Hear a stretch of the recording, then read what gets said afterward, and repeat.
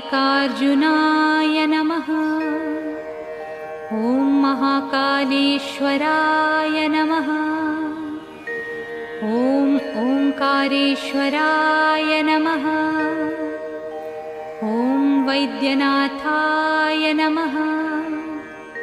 ॐ भीमशंकराय नमः। ॐ रामेश्वराय नमः। ॐ नागेश्वराय नमः। ॐ विश्वेश्वराय नमः। ॐ त्र्यंबकेश्वराय नमः। ॐ केदारेश्वराय नमः। ॐ भुस्मेश्वराय नमः।